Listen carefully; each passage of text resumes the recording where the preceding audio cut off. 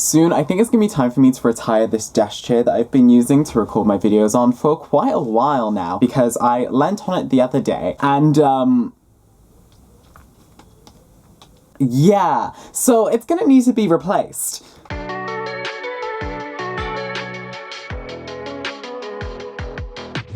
Hey besties, it's Joel, and today I'm going to be recapping and also telling you some of the amazing reads that I've read lately. I hope you're doing very well and that you're taking care of yourself. If you've yet to take a drink of water, please do so. We must remain well and hydrated. And if you've yet to check out my Instagram nor my Twitter, I would highly recommend you go do that as well, because I post some extra bookish content that you're not gonna see here. Also, I wanted to quickly mention that this video is sponsored by Karma, the app and Chrome extension that ensures you never miss a coupon code or price drop. Be sure to check out the link in the description down below, and I'll give you more about that in a little bit. And so I'm very excited to tell you some of the books that I've read lately. Some of them are books that I've read for previous videos and for the Late Night Book Club. However, I definitely want to re-highlight them here. Plus, I keep forgetting to log my books on Goodreads and Storygraph, and so I kind of forget the books in which I've read until I actually see the book, and I'm like, ah, yes, I've read you. I really need to get better at recording my books in 2022 because, otherwise I'll just forget that the book exists and then remember that I've actually read it once I'm halfway through it again. I'm like,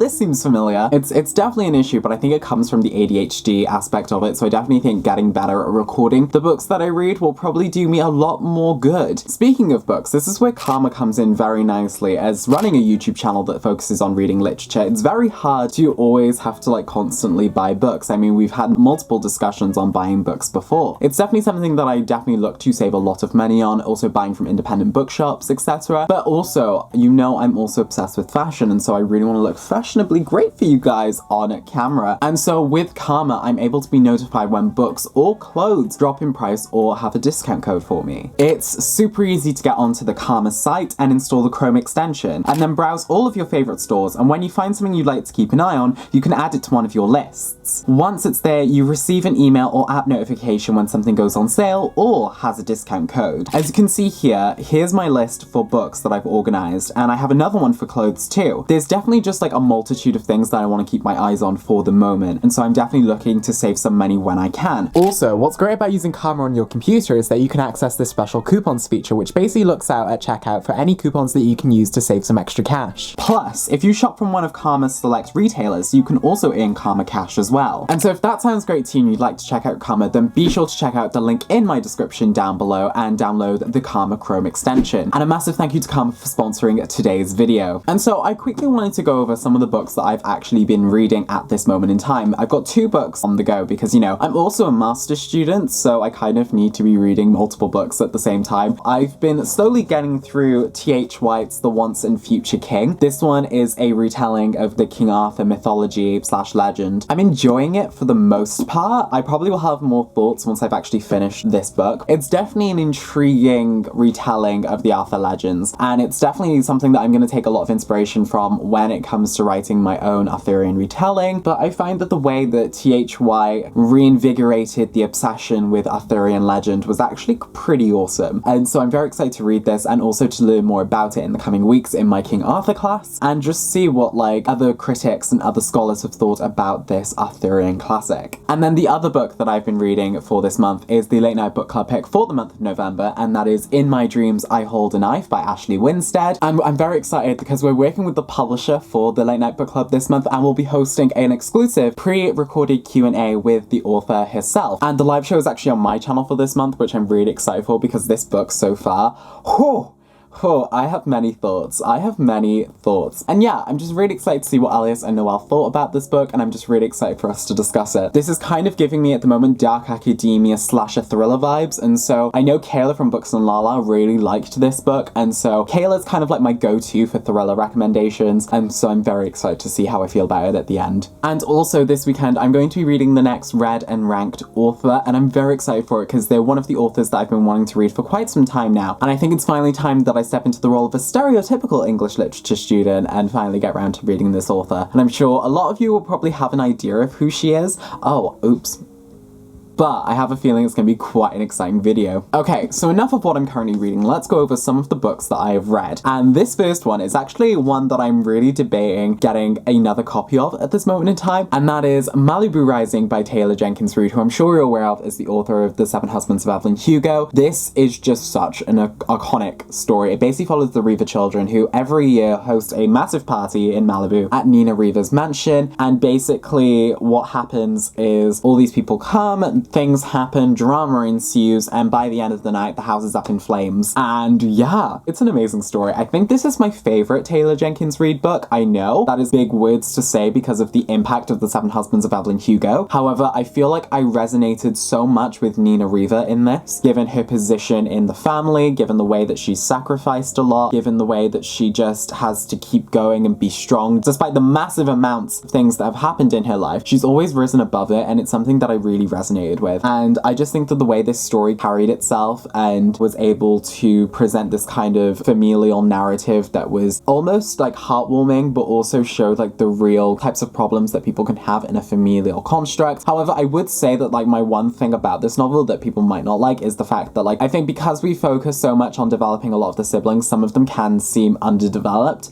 Like Kit did feel like a little underdeveloped a little, and the other house guests, we don't really get to see like a lot of them. They're just there as like accessories. However, I feel like I just didn't mind that as much. However, if you're one for like wanting to get to know a lot of characters on like a kind of deepish level, then maybe this book might not be for you, but I really enjoyed it. I think it was amazing. I just think this is the perfect summer read. But yeah, I really love this book. It was iconic and amazing. The next book I want to highlight is one that I actually read for a reading vlog quite recently, and that is The Tower of Nero by Rick Riordan, the fifth and final book in the Trials of Apollo series. I wanted to highlight the whole Trials of Apollo series, but I don't really want to have to hold up the entire box set, so I just got The Tower of Nero, which I think is my favorite book from the series as a whole. I just find that like this book really solidified the character journey that Apollo went on and really just wrapped up the Camp Half Blood Chronicles so far, and also gave us a little bit of like plot threads towards the Solangelo novel that is coming soon. And yeah, the way that Rick Riordan writes in general is just stunning and amazing, and I find that he is able to just touch my heart in so many different ways. His voice when writing is just so familiar, like a friend telling you something. It's amazing, and he's really able to write kids well as their age, and it probably comes from his middle school teacher background. And so I'm very excited to like delve into more of Rick Riordan's writing. I do have the copy of Daughter of the Deep that I'm seeing on my desk at this moment in time, so I'll probably be getting to that very soon. Plus there's a lot of supplemental content and also the Rick Riordan Presents series, so there's a lot for me to like get through before the Solangelo novel gets out, and so I'm very excited for that. The Trials of Apollo in general is the third series in the Camp Half Blood Chronicles, starting with Percy Jackson, then the Heroes of Olympus, and then the Trials of Apollo. This basically follows Apollo after the events of Heroes of Olympus. He is basically cursed to live as a mortal for the third time in his existence, and so it follows his adventures being a mortal human. It was great. It was so good, and Apollo's just humanized in so many different ways. But yeah, I won't go into more because otherwise I will go into spoilers, and we don't want that. We don't want that. The next book that I then want to highlight is one that I actually read for my degree as part of one of my assignments. We basically had to write a book review about a scholarly monograph, which is basically like a book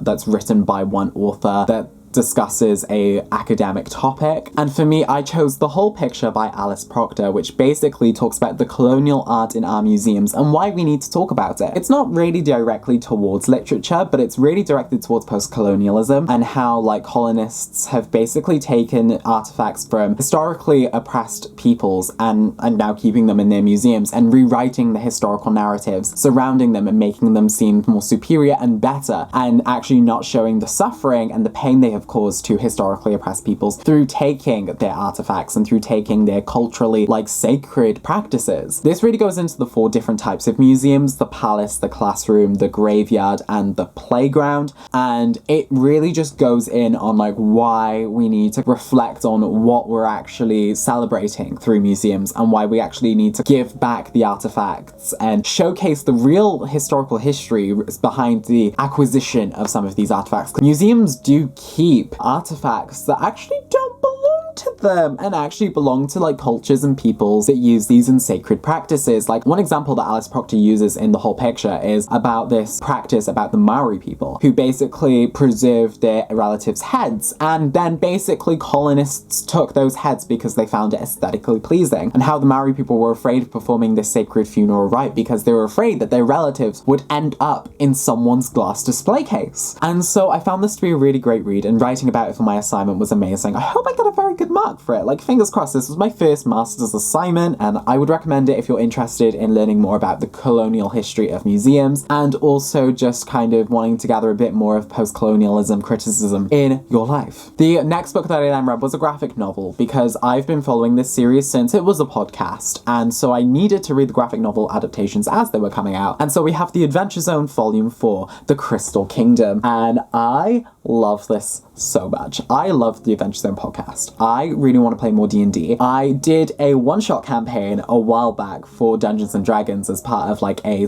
partnership that I was doing with them, and I'll leave it linked in the description down below, because it's one of my favorite things that I've ever done through becoming a booktuber, and I really want to do more D&D. Like, maybe one day, if I ever become a Twitch streamer, we can do like live-streamed D&D sessions. That would be really awesome. But anyways, that's me thinking down the line, like a year or two. The graphic novelization of The Adventure Zone is just amazing because they're really able to fix some of like the plot holes and threads that were in the podcast, but they were also able to just give art to this story, because this story is amazing. This story, narratively, chef's kiss, beautiful, stunning, wow. I just love it. I'm really glad that I'm able to like read this in graphic novel now and just relive the story again.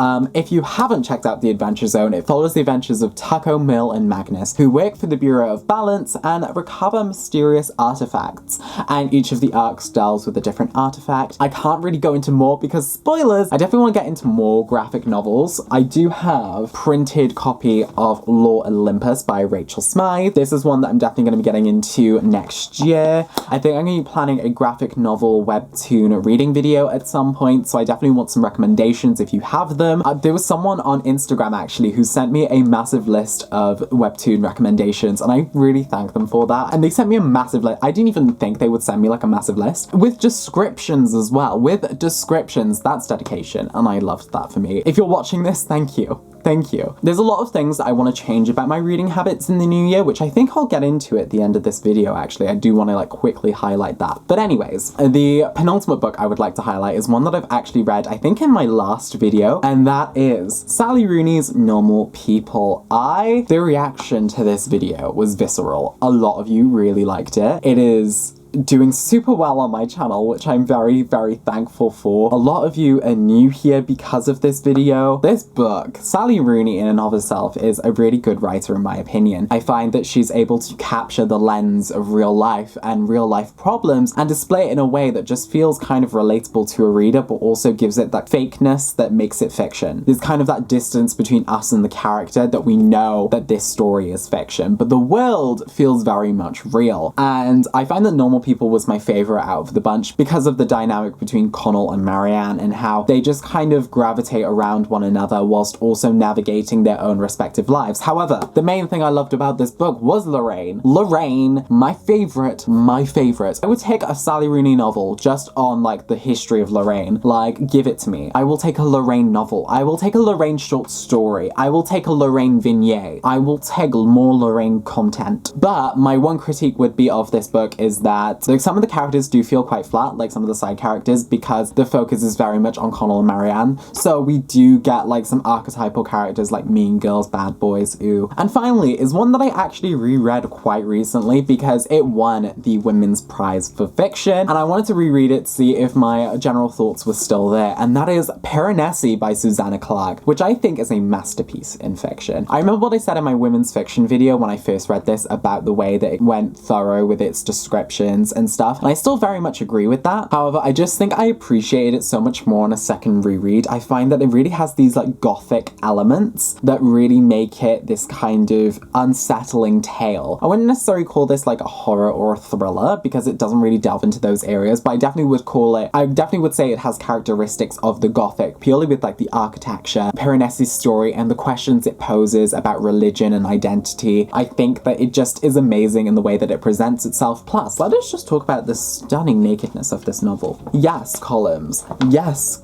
Give us columns, give us tulle. It's amazing, and I'm so happy for Susanna Clarke that she won the Women's Prize. It's like an esteemed honor, and I'm just so happy for her. I mean, again, she wasn't like my number one pick. My number one pick was The Vanishing Half by Britt Bennett. However, Perennesse did come in close second, and yeah, you should definitely check out the women's fiction video I did as well, because it was just an amazing shortlist this year, and I'm very much interested in doing that video again next year when we get the 2022 Women's Prize fiction novelist shortlist. And so yeah, those are some of the books that I really enjoyed lately and that I've had a massive amount of fun with. And I really just wanted to close off the video by talking about like my reader habits lately, because I've really been delving into a lot more literary fiction lately, which I didn't really come to expect. I'm mainly like a fantasy reader, and I really mainly read fantasy as we see on all of these shelves, but I haven't really read much fantasy this year, which is strange to see. I mean, I basically read the Roundverse this year, and that's the majority of fantasy that I've read. In this like last month and a bit of the year, I definitely want to delve into a bit more fantasy, and especially going into 2022, I want to start doing more fantasy related content again. Still going into a bit more of the like literary fiction and kind of that pop culture-esque content, but I definitely want to hone back into what made me start this channel in the first place, which was fantasy and sci-fi. And so I definitely want to do more videos about that. I definitely want to start reading the Wheel of Time series. I need to figure out exactly how I'm going to break the 14 books up into